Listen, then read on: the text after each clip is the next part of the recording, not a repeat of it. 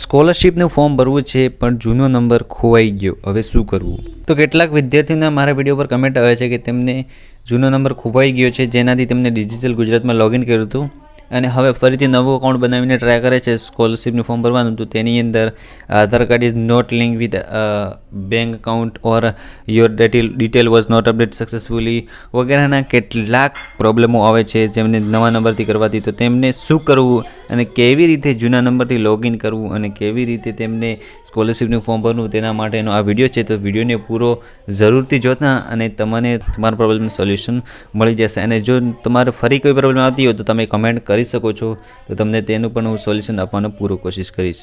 તો તેમના માટે તમારે સૌથી પહેલાં જે જૂનો નંબર છે તમારો, તેના ઉપર તમારે કોલ કરીને એકવાર ટ્રાય કરવાનો.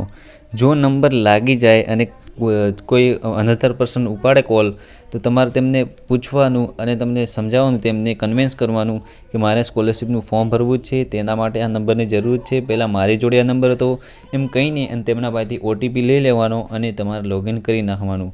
પણ તમે કોઈ ગલત ઉપયોગ ના કરતા, બીજો કોઈ ઓટીપી ના લેતા, માત્ર ડિજિટલ ગુજરાતને ઓટીપી લઈ અને લોગિન કરી લો અને તમારું સ્કોલરશિપનું ફોર્મ ભરીને સબમિટ કરી નાખો.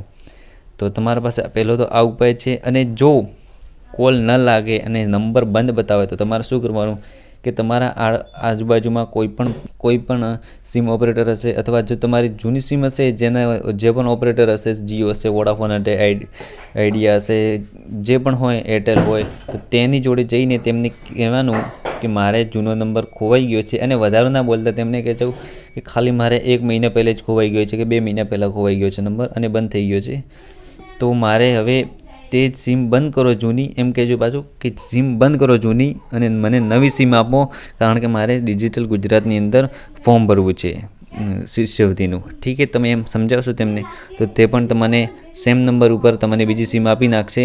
અને તમને જો પછી પૂછશે પ્રશ્ન કે તમે 1 મહિના પછી કેમ આવે લેવા માટે, તો તમારે તેમને કેમ કહેવાનું કે મેં નવી સિમ ખરીદી નાખી હતી અને હવે મારે ફોર્મ ભરવું છે, તો તે જૂના નંબરની જરૂર છે એટલે લેવા આવ્યો. ઠીક છે, તમે આ કહીને તેના પરથી સિમ લઈ શકો છો.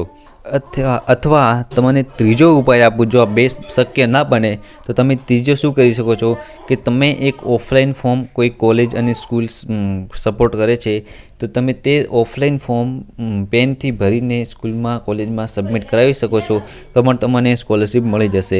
હવે કેટલાક કોલેજમાં, કેટલીક સ્કૂલોમાં આ મતલબ કે સપોર્ટ નથી કરતું, કેટલીક સ્કૂલવાળો એક્સેપ્ટ નથી કરતા આ ફોર્મને, પણ કેટલીક સ્કૂલો અને કોલેજો ઓફલાઈન ફોર્મને એક્સેપ્ટ કરે છે. તો તમે પૂછી શકો છો તમારી સ્કૂલની કોલેજમાં કે જો તે એક્સેપ્ટ કરતા હોય તો તમે ઓફલાઈન ફોર્મ ભરીને સબમિટ કરાવી શકો છો. આ પણ જો ના કે તમે સ્કૂલની અંદર આ પણ તમારી બધી જ પરિસ્થિતિ સમજાવશો તેમને કે મારો જૂનો નંબર ખોવાઈ ગયો છે અને હાલ ફોર્મ નથી ભરાતું, તો તે કદાચ તમારી વાત માનીને ઓફલાઈન ફોર્મ તમારું એક્સેપ્ટ કરી લે.